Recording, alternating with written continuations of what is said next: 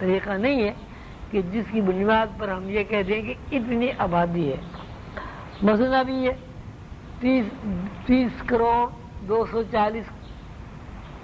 کروڑ 40 لاکھ سنکھ.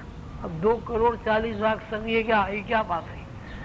2 کروڑ 40 لاکھ سنکھ تو آدمی اتنی زیادہ آبادی ہے کہ اس کو کسی طرح بیان ہی نہیں کیا جا سکتا. یہ تو ایک لفظوں میں بیان کر دیا آپ نے. تو اگر اب جیسے یہ دنیا ہے، جیسے آپ نے کہا کہ جی ایک دنیا میں 5 ارب کی آبادی ہے، تو پتہ چلا ہے بھائی 5 ارب کی آبادی، بھائی یہاں اتنے ہیں، وہاں اتنے ہیں، وہاں اتنے، 12 کروڑ پاکستان میں، 90 کروڑ جو ہیں وہ یہ 50-60 کروڑ جو ہندوستان میں ہے، فلاں جگہ.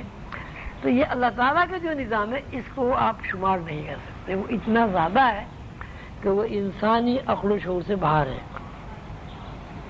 اچھا، دوسری بات جو اس میں یہ بتائی گئی ہے وہ یہ ہے کہ یہ جو آباد نظام ہے، مثلا جیسے یہ دنیا ہے، اس آباد نظام کو قائم رکھنے کے لیے ہر وقت بہت سارے نظام بنتے رہتے ہیں اور بہت سارے نظام فنا ہوتے رہتے ہیں. اور اس کی وجہ یہ ہے کہ اگر یہ نظام نہ بنے، جس کو غیر مستقل نظام کہا گیا ہے، اور وہ ان کے اندر ٹوٹ پھوٹ نہ ہو، تو اس دنیا کا جو یہ مستقل نظام ہے اس کو فیڈنگ ہی نہیں مل سکتی. اس کی فیڈنگ کے لیے ضروری ہے. مثلا آپ یہ دیکھیں کہ اب ایک آدھ بچہ پیدا ہوتا ہے، 2 دن میں وہ 2 دن کا ہو جاتا ہے، سال میں 1 سال کا ہو جاتا ہے. تو اب 1 سال کی زندگی کا اگر اس کا تجزیہ کیا جائے اور 1 سال کی زندگی پر اگر غور کیا جائے تو یہی پتہ چلے گا کہ ہر بچہ جو پیدا ہوا ہے اس کی زندگی فنا ہو کر اس کی باقی زندگی کو فیڈ کر رہی ہے. اگر ایک بچہ بچپن میں ہی رہے اور بچپن کی جو زندگی ہے اس میں فنائیت نہ ہو تو کوئی بچہ جوان نہیں ہو سکتا. جوانی میں اگر فنائیت نہ ہو تو کوئی آدمی بوڑھا نہیں ہو سکتا. اسی صورت سے آپ جتنا بھی آپ اس پہ غور کریں گے، فکر کریں گے، آدمی نہیں، زمین کے اوپر جتنی بھی چیزیں ہیں، درخت ہیں، پرندے، جو بھی کچھ ہے، تو اس کے پیچھے جو ہے بقا اور فنا 2 مرحلے ایک ساتھ قائم ہے. فنا اگر نہیں ہوگی تو بقا نہیں ہوگی، اور بقا اگر نہیں ہوگی تو فنا نہیں ہوگی. یعنی بقا کو بھی فنا ہے اور فنا تو فنا ہے ہی. یا آپ یوں کہہ دیجئے کہ فنا جو ہے وہ بقا بن رہی ہے اور بقا جو ہے وہ فنا بن رہی ہے. اب ایک انسان پیدا ہوا، پھر وہ 20 سال کا ہو گیا، تو 20 سال کا جوان جو ہمارے سامنے کھڑا ہوتا ہے تو ہمارے پاس کے علاوہ کوئی چارہ نہیں کہ ہم یہ کہیں کہ یہ جوان 20 سال کی فنائیت سے گزر کر یہاں پہنچا. اس جوان کی جو زندگی ہے وہ 20 سال کے لمحات نے اس کو فیڈنگ کر کے یہاں تک پہنچا. تو اسی صورت سے جس طرح یہ ایک دنیا ہے، اللہ تعالیٰ نے بے شمار دنیایں بنائی. ایک دنیا کے پیچھے بے شمار دنیا ہے، اور وہ دنیایں ہر لمحہ ہر آن ٹوٹتی رہتی ہیں، فنا ہوتی رہتی ہیں. ان کے ٹوٹ پھوٹ سے جو روشنیاں خارج ہوتی ہیں، ان کی ٹوٹ پھوٹ سے جو انرجی باہر آتی ہے، وہ انرجی جو ہے وہ اس دنیا میں آدمی کے کام آتی ہے، اور اسی انرجی سے آدمی زندہ بھی رہتا ہے. اسی انرجی سے گیسز بنتی ہیں، اسی انرجی سے پانی بنتا ہے، اسی انرجی سے ہمیں ہماری جو غذائی ضرورت ہے وہ پوری ہوتی ہے، اور اسی انرجی سے زمین قائم ہے. مطلب جس طرح یہ زمین ہے اس طرح کی بے شمار زمینیں بنی، ٹوٹ گئی.